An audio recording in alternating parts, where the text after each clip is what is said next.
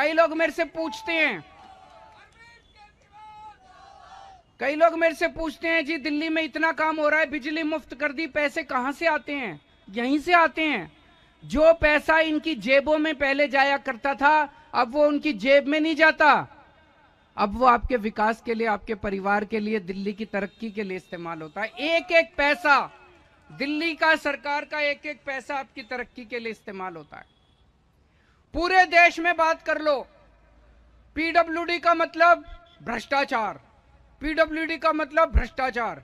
दिल्ली अकेला शहर है जहां पीडब्ल्यूडी का मतलब ईमानदारी। हमारा पीडब्ल्यूडी डिपार्टमेंट हर काम में पैसे बचा रहा है। ऐसा कभी नहीं होता, अगर बेईमानी होती तो 300 करोड़ का फ्लाईओवर 900 करोड़ रुपए में बन रहा होता, लेकिन पीडब्ल्यूडी जितने काम कर रहा है, एक एक काम के अंदर अपने पैसे बना रहा है, बचा रहा है। और दोस्तों, कितनी अड़चने आ रही हैं, आप लोग देख रहे हो रोज। हमारे काम रोकने की कितनी कोशिश की जा रही है।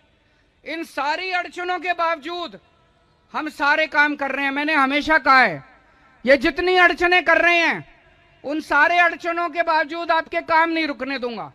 स्पीड भले कम हो जाए। जैसे पिछले 8 साल में दिल्ली में हमने 530 मोहल्ला क्लिनिक बना दिए। 8 साल में 530 मोहल्ला क्लिनिक बने। पंजाब में हमारी अभी सरकार बनी है, 1.5 साल हुआ है, 1.5 साल में पंजाब में 670 मोहल्ला क्लिनिक बन गए। तो दिल्ली में भी काम तो हुआ, स्पीड स्लो कर दी इन्होंने, है कि नहीं है? लेकिन आपके काम नहीं रुकने दूंगा। जो काम 1.5 साल में पंजाब में हुआ, उसको करने में 8 साल लग गए। अभी कल मैंने एक बस एग्रीगेटर पॉलिसी अनाउंस करी है कि दिल्ली के अंदर शानदार लग्जरी बसेस अब चला करेंगी। तो जो मिडिल क्लास वाले हैं, अमीर लोग हैं, वो अब उन लग्जरी बसेस में जा सकते हैं।